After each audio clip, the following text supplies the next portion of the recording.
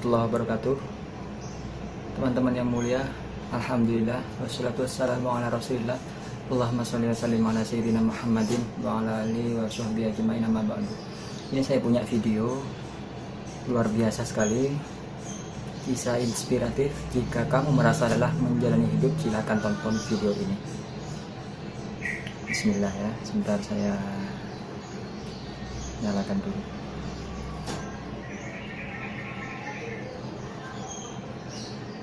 Video ini mungkin cocok buat kita.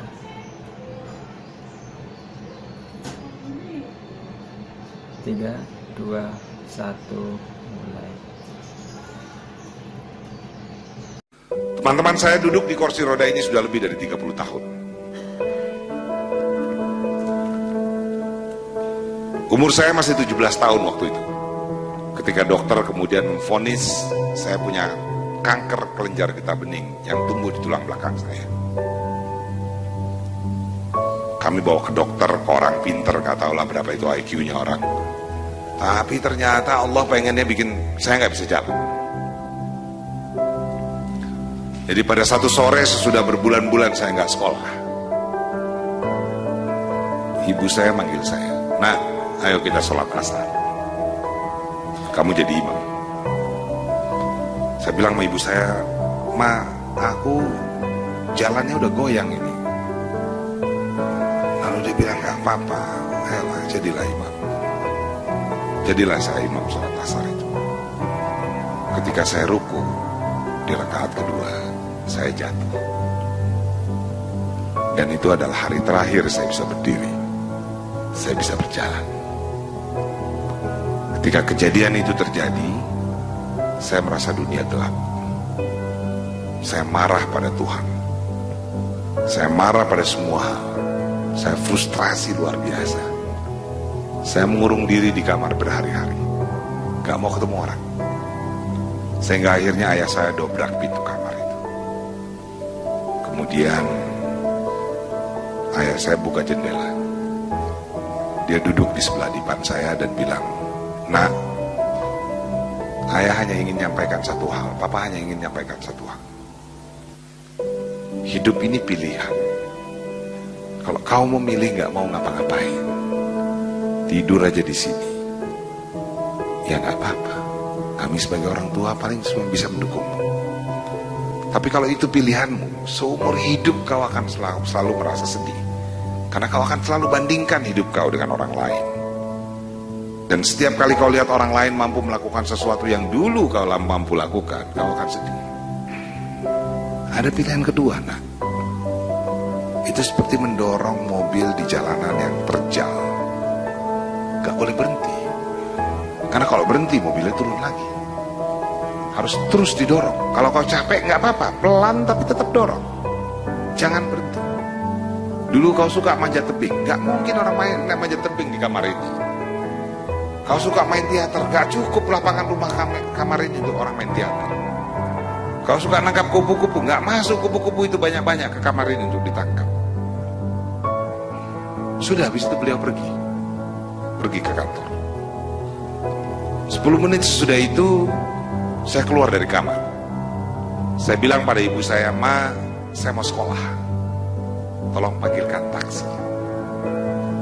Sejak hari itu saya dorong mobil saya. Susahnya setengah mati, teman-teman. Tapi kalau saya nggak berani dorong itu, nggak sampai saya di sini. Nggak mungkin saya bisa lihat lagi kampung saya di Payakumbuh itu. Nggak mungkin saya bisa lihat Lombok, New York, Paris, Gorontalo, dan seterusnya. Karena untuk naik pesawat aja susah aja setengah mati. So teman-teman, setiap orang pasti punya kesusahannya. Anda pasti punya kesusahan masing-masing. Dan ada bagian kesusahan yang hanya dibuat oleh Allah untuk Anda sendiri, untuk dihadapi. Berhentilah berharap orang lain mengerti apa yang Anda susahkan. Karena gak bakalan. Satu-satunya cara adalah menghadapinya. Ketika Anda berani hadapi itu, maka ada sebuah kekuatan yang diberikan oleh Yang Maha Kuasa, yang tidak diberikan kepada semua orang. Kekuatan itu adalah kekuatan memantul balik, yang akan membuat Anda memantul tinggi ketika Anda dihempaskan ke bawah. Jangan pernah takut pada kesusahan yang Anda hadapi.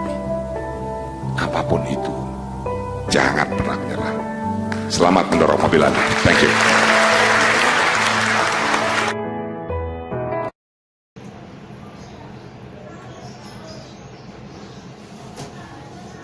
Ini sama seperti kisah ini, aku pernah baca kisah tentang seorang santri. Seorang santri ini iri atau takjub kepada kiainya. Kiainya ini sugih, hartanya melimpah, setiap hari selalu ada saja tamu, dan tamunya itu setiap bertamu dikasih makan, makanannya mewah-mewah setiap hari. Rumahnya mewah, mobilnya banyak, istrinya cantik. Si santri ini takjub, iri, akhirnya batin si santri ini. Nggak ada orang yang hidupnya tenang kecuali Pak Kiai ini. Nggak ada orang yang hidupnya tenang kecuali Pak Kiai ini. Pak Kiai batin, loh, ono santri yang ngerasani aku, diceluk, jom sini jom. Kenapa ya? Kamu ngerasani aku ya? Enggak Kiai, enggak. Ngaku aja, aku tahu kok kamu ngerasani aku. Enggak Kiai.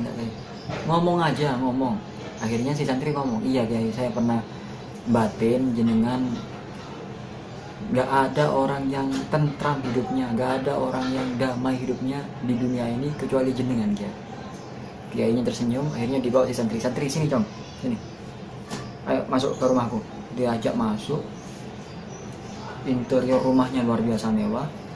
Lalu diajak masuk ke kamarnya, ditutup pintunya. Sang kiai membuka bajunya, ternyata di badannya ini ada luka parah, bernanah, luka borok. Sang kiai bilang, Jong, ini lihat Jong, ini luka sudah lama Jong. Aku sudah berobat kemana-mana, nggak ada yang bisa menyembuhkan. Ini kalau hidung terlentang sakit, tengkurap sakit, miring sakit Jong. Darah nanas selalu menetes. Ketahuilah Jong, Allah itu adil. Kamu melihatku hidupnya tentram bahagia, tapi Allah juga memberikan ujian yang mungkin orang lain tidak mengalami. Allah itu adil sesuai dengan takarannya masing-masing. Kamu mau harta ini semuanya aku kasih ke kamu, tapi penyakit ini juga ambil.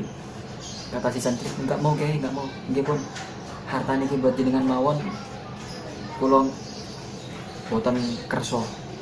Ya Pak Kiai, saya nggak butuh harta jenengan, asalkan saya nggak kena penyakit itu, silakanlah.